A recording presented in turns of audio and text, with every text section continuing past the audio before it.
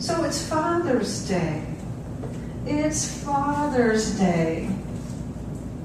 And I thought that it would be wonderful to explore this concept of Abba love. Abba love.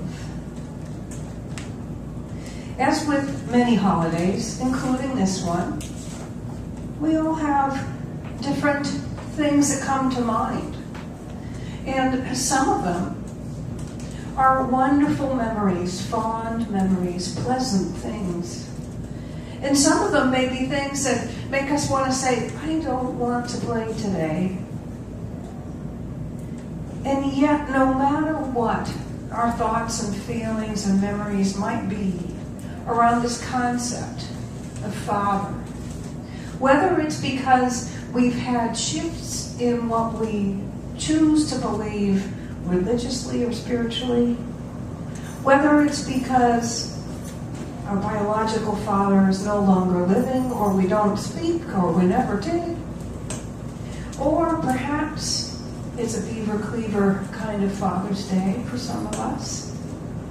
There's something in all of this when we look at Abba love that's there no matter what. It's that element that runs through all life. It gave rise to all life, created all life. That cannot be destroyed or diminished or adulterated in any way. It cannot be anything. It's whole and perfect and eternal. Of course, I whipped out my metaphysical Bible dictionary this week. And Abba is a term of endearment used to address father or the head of the household, and was only allowed to be used by either the children of that person or those who were very close to him, either by birth or association.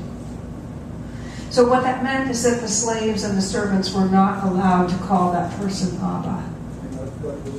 What faith, what nationality? Well, that's just a metaphysical Christian interpretation. So there's this warm term, and of course, and then there's this context that you're not allowed to use it unless you're related. And the truth of the matter is that we're all related. We are all dear. We're all loved. We're all close. So we all get to use it. We can use whichever one we want. There's another thing about Abba love that's very interesting. This concept of that kind of love that's all-encompassing is the one that I'm referring to. It teaches by demonstration. We learn by recognition. And we learn by recognition to the point where we become that love. That's when we know that we know it. That's when we really get it. So it's this very simple and quite mysterious mechanism by which something is shown to us, given to us freely. The same thing is actually hiding within us, waiting to awaken.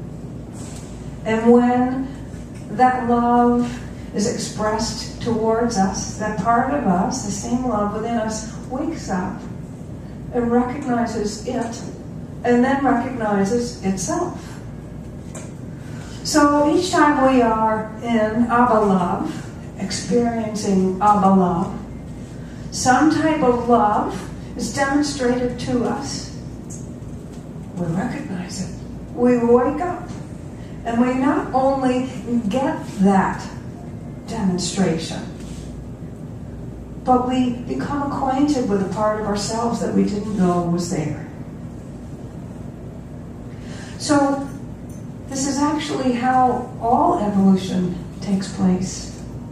How all unfoldment happens, how all growth happens,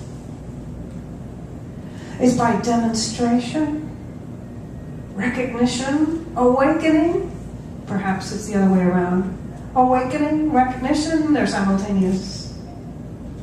And then we not only know that thing, the reason we know it is because we've discovered it's a part of us.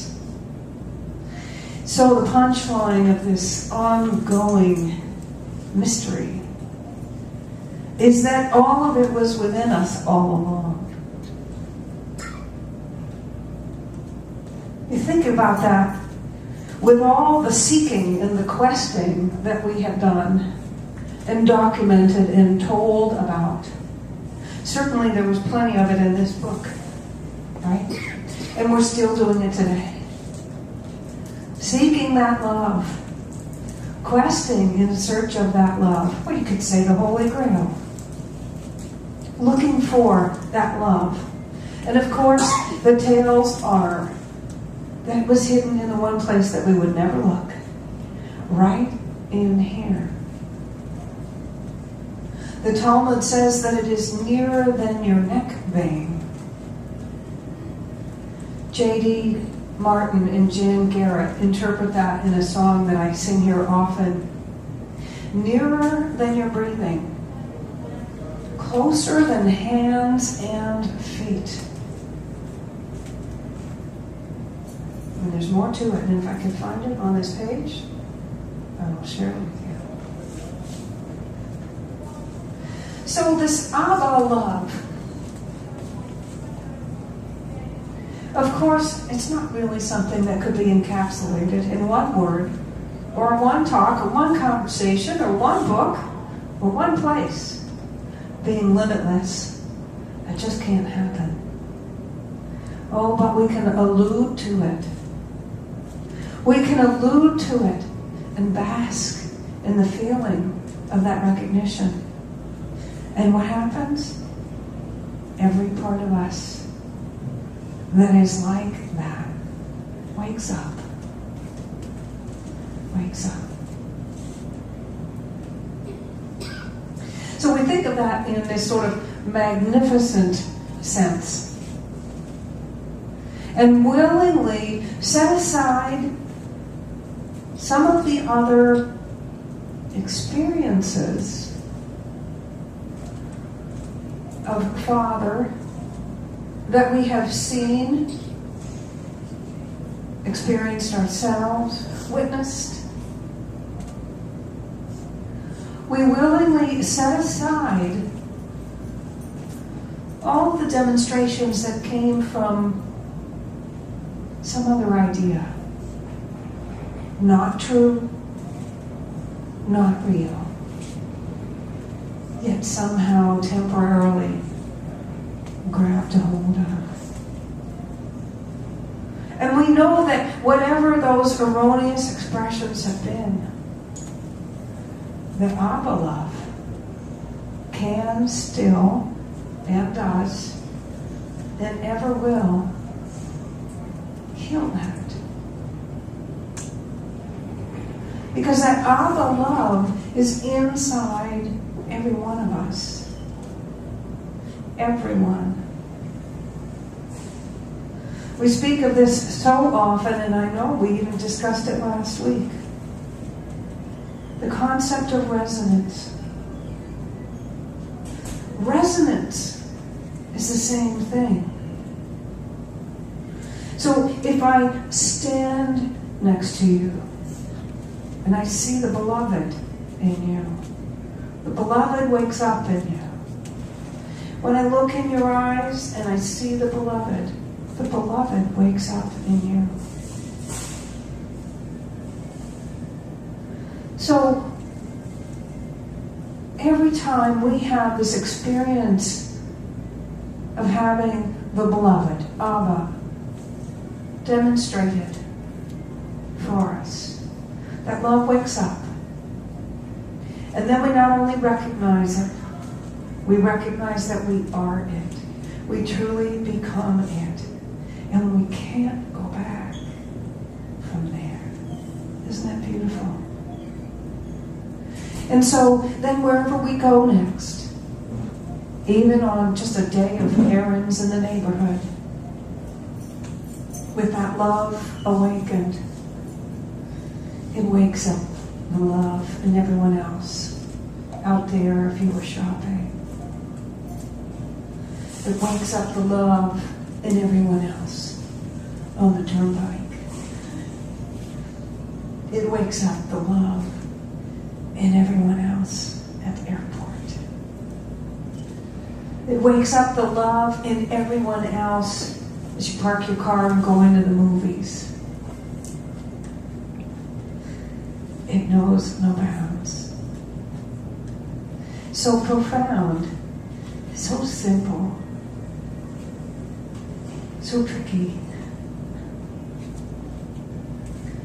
And do you know that when maybe dad or grandpa or a favorite coach or teacher or uncle or camp counselor, take your pick, but let's just say we're willing to take a moment to acknowledge the love and the patience with which some male figure in our lives taught us something.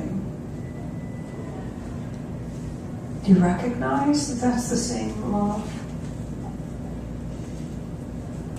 I thought about that for just a few moments and wrote down this stream of consciousness list. Earliest memory, a shoulder ride on my father's shoulders. It used to be that when we went for walks, I rode on his shoulders. And I remember holding on to the top of his head. I remember the smell of his hair. And before I was big enough to walk beside him, he used to grab a blade of grass. There's some kind of grass that grows by the road in Vermont that gets tall about this time of year. And he'd pick one up for himself, and stick it in his mouth, and just chew whatever that stuff is in the middle of it. Well, anyway, I got mine, and I learned how to do that too. And there was more. Shoulder rides, chewing grass, art everywhere. Art everywhere. Because my father went to Mass Art, Massachusetts Institute of Art, on the GI Bill after World War II, and moved his family to Vermont to paint. Everything that my dad saw was art. Rusty old tractors, broken parts, rocks, shadows. Everything was texture and light.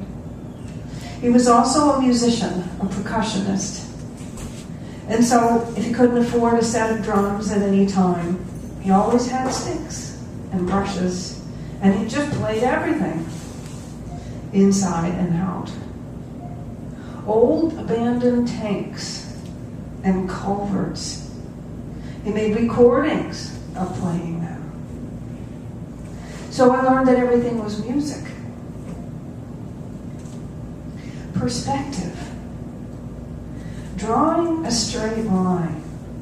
Now, of course, you can imagine this is a man who always had a pencil behind his ear and a notebook in his pocket, so he always had to have one of those.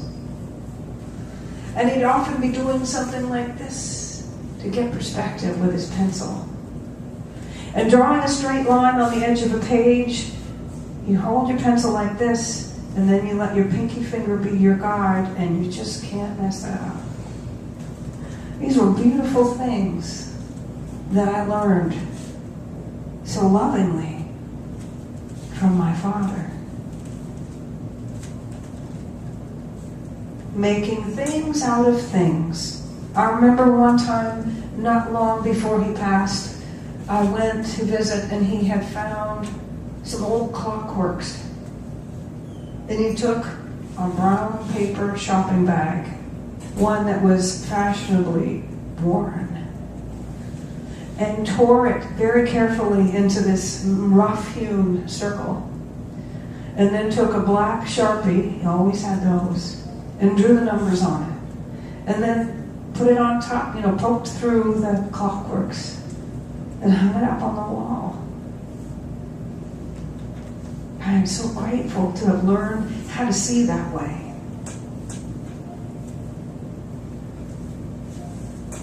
Plays on words. Some of them very bad puns, by the way. I try not to do those. Writing it all down. Always writing it down. Because things would come. They'd just come like a river. Crazy ideas, wonderful ideas. Write them down. Office and art supplies are just as good as candy. He learned this from a therapist, I believe, when I was an unruly teenager and he and my mom needed a little bit of extra help. The only way out is through. So, of course, I took out my art supplies and made myself this beautiful sign that said, the only way out is through. That was a gem that he lovingly shared with me. I think I was 17. And he's like, I've got a few bumps of my own, but this is one that I learned that I think that you will find valuable. And the other one was don't edit too soon. Don't edit too soon. He learned that from his writers group. I can tell you that there were things that I learned from my father that I didn't appreciate as much. And perhaps I've read countless books and been for counseling for years on end and taken classes and written in, I wrote journals. I wrote in journals since I was in 3rd grade. But you know what? I know now. They weren't mistakes. That's what we're doing in this class right now. There's nothing and no one against me. Everyone and everything is for me. I do prefer the direct, clear, delicious, yummy, inspiring form of Abba love.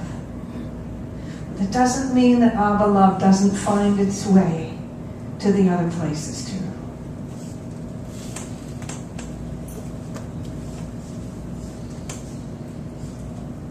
So we have this idea that we can use this term, Abba, to refer endearingly, tenderly, to that all-encompassing force that loves us,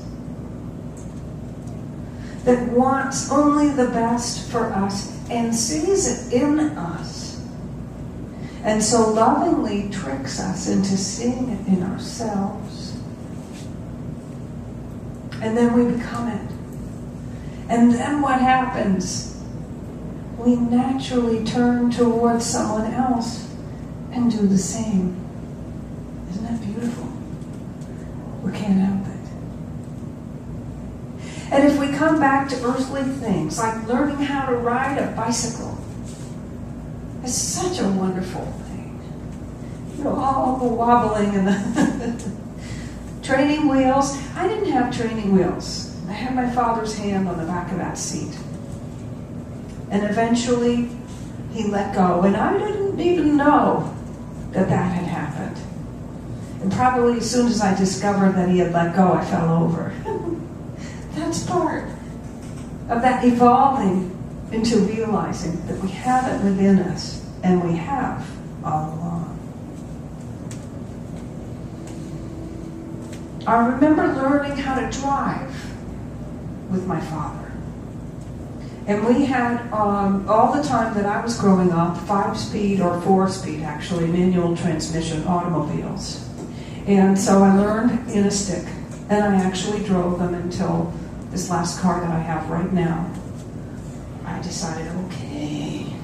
I was in a lot of traffic, and I decided to get my first automatic. So this is a man who knows how to drive very well. He's, a musician. He's a drummer, so he can move his feet and his hands all at the same time. He's also very nervous.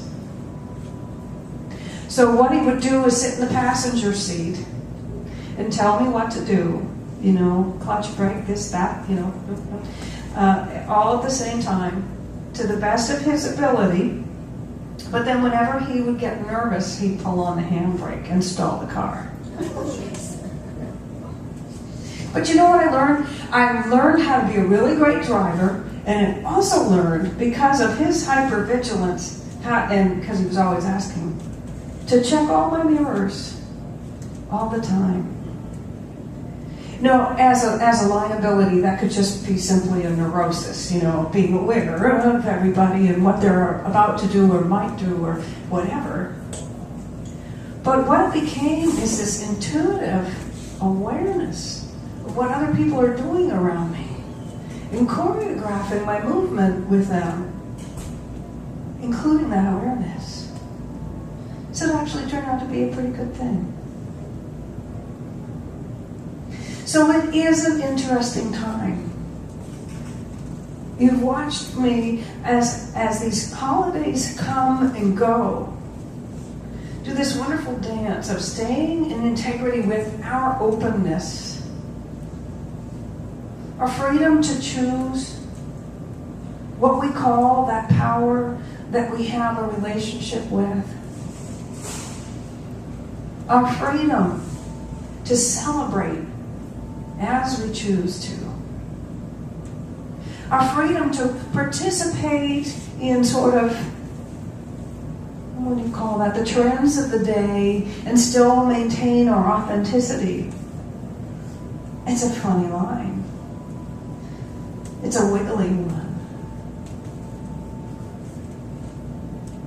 I would be out of integrity to stand up here and assume that this is just a straightforward day of gratitude and celebration for everyone. Likely all of us have something that we wish we could have said or done or experienced differently, something that we might still be healing or working to forgive or reconcile or understand. And yet, if we travel out far enough from this seat we're sitting in, from where we are right now, there is this place. We recognize it. In here, we feel it. We know we're there. When we see that love, we feel that love. And we know that it is within us as well. So what I'd like to do is invite you to close your eyes for a moment. And I'm going to guide you as Rick plays a little bit of music and a little ritual here. Now this is kind of funny. I invited you to close your eyes, and first I want you to pass this basket around, because I'm going to invite you to consider some words. So if you need a pen, take one. If you've got one, just take a piece of paper.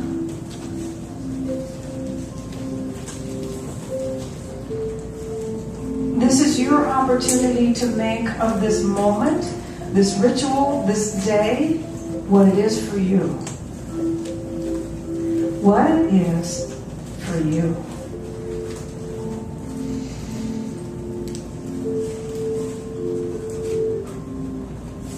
So I'm going to guide you in a meditation, and I will let you know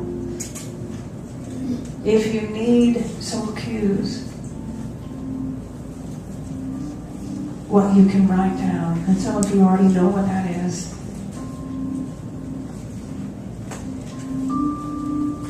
We're going to enter into a ritual similar to the one that we did on Mother's Day, where we bring to our minds and our hearts the forms of Abba love that we are grateful for. So that's whatever you want it to be. So I'm going to guide us, and then we'll walk up to the altar and we'll place stones on the altar, signifying those things. And if you want, You can come up here and say those words. Not sentences, not stories. We're doing a ritual. Just words. Okay?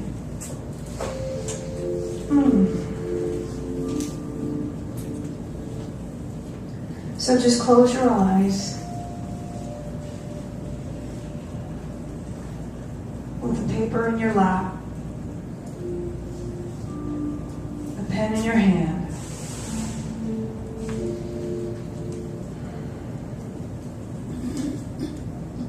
And feel the presence of that Abba love in a way that is familiar and warm and so good.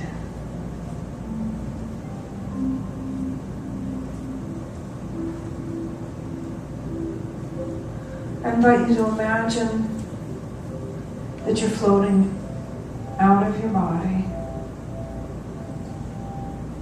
above your chair, above this room, above the atmosphere, above the planet, into space.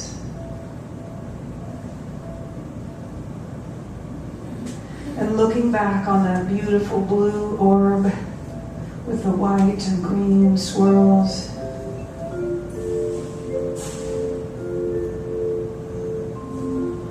See that it has this beautiful white rose aura of love all around it.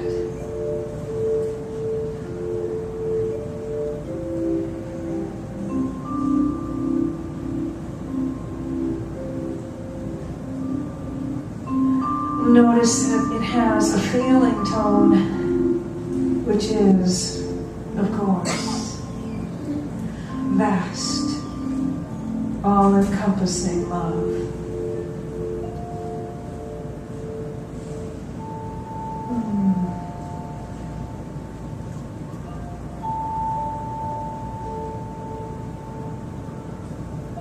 And get in touch with that feeling of having come here for love.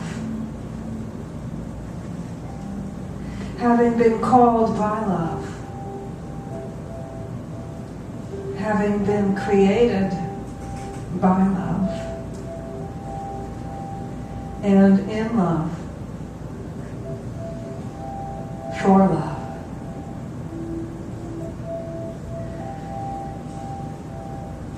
And now take this wonderful feeling, this fullness in your heart, and move closer towards the earth, towards its atmosphere, which you know now is love itself.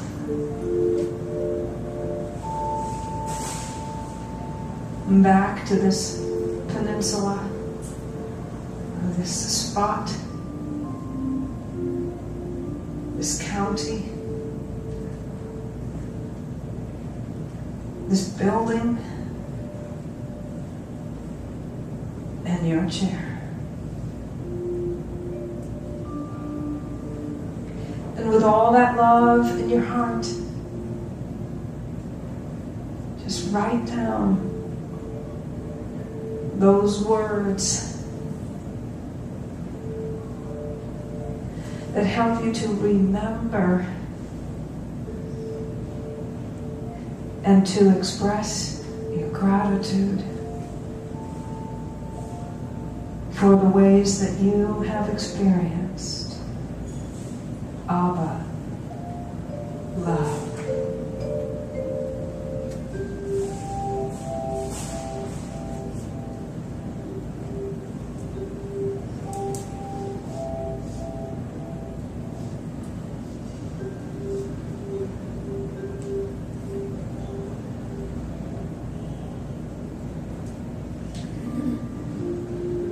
Now we're going to sing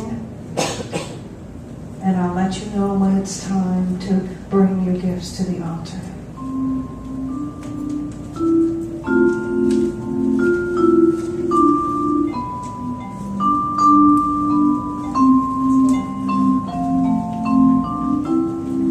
I'm here to remind you of your magnificence, to have you awake to all the wonder that you are. I long to show you all the joy you're worthy of. I'm here to remind you how much you're truly loved.